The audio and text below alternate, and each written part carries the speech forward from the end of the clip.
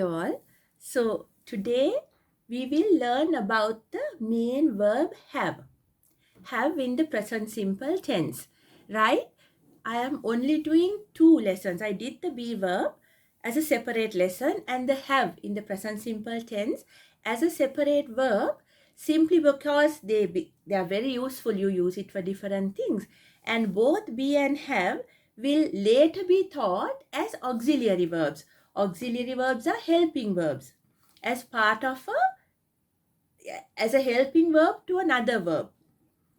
I have come here before. I have gone to Candy. Different users, right?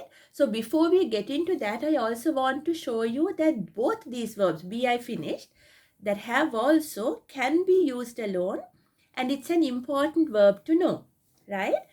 Simply because just like be explained about you, have talks about possession, what you have. For example, I have long hair. Okay, I have dark eyes. I have black eyes. I have a pair of spectacles. So that is something that is very often used.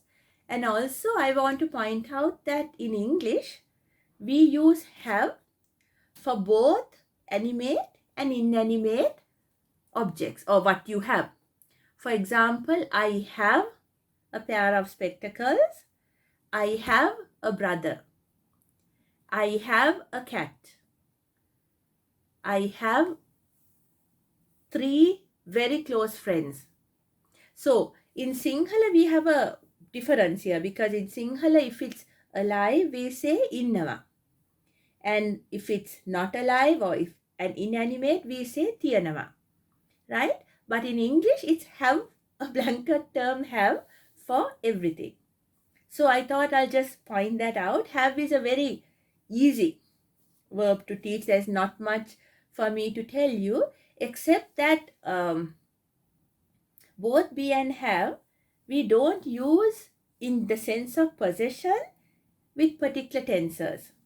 For example, you can't say I am having a pair of spectacles. You can't say I am having a brother, right? But if you use have in the sense of an action, and a very, I think there's only 1 or 2 ways in which you can use it as an action, like I am having breakfast, I am having lunch, I have lunch at 12, I have lunch at 12 is a particular use of the verb have, which doesn't show possession but shows the fact that you're actually eating, in the process of eating.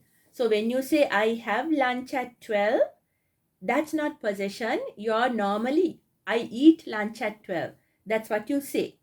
So in that sense, you can say, I'm sorry I can't come to the phone. I am having lunch. I'm sorry I can't get up. I am having lunch. I can't disturb him. He is having lunch. That's a present continuous tense. Again later. But the have verb, if you're using it as possession, I have a pair of spectacles. I have a cloth to wipe it. Possession. Those you cannot use it in continuous tenses, right? But if have is used as having lunch or having a meal, yes, that can go as a present continuous tense. Okay. So have and be are used. I just want to get those out of the way because they are very often used, and we are constantly using them to show what we have. You can even say I have a headache, I have a stomach ache. Even illness, you own it at that time. Even illness users have. So with illness you don't say I am sick. I am sick. So be verb is used to say as adjective, I am sick, but the particular disease is used with have. I have a stomach ache. I have a headache. I have a earache. I have a toothache. Anything. But that is also used with have.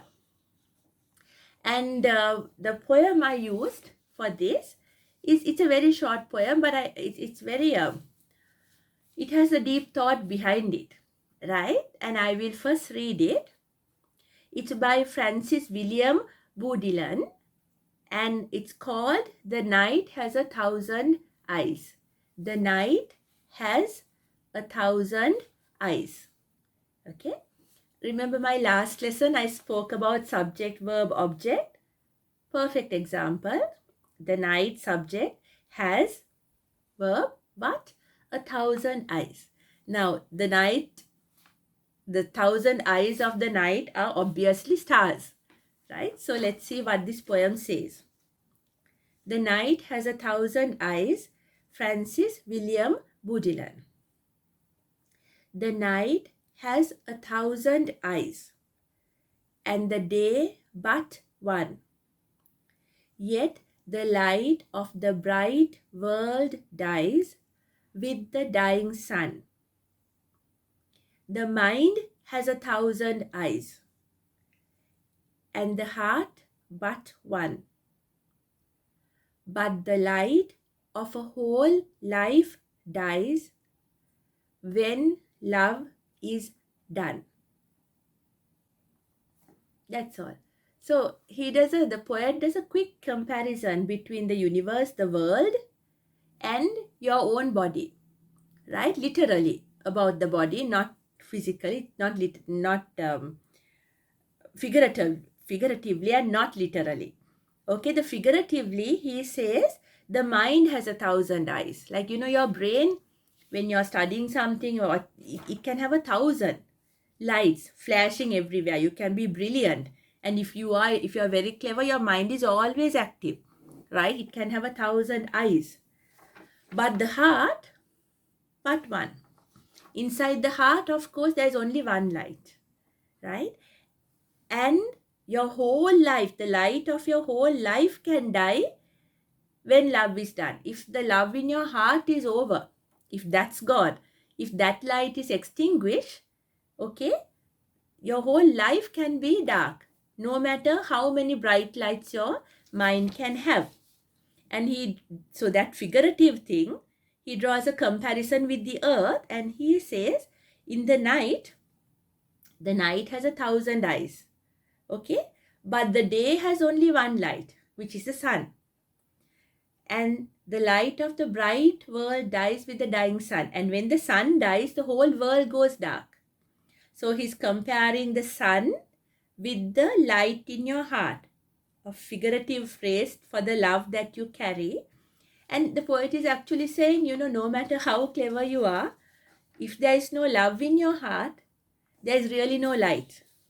Because we've seen brilliant people use their brilliance for maybe not so good things, right? And he says that's like, no point. It's like the sun being dead. You're in darkness then, right? So no matter what happens, keep that one light inside your heart alive.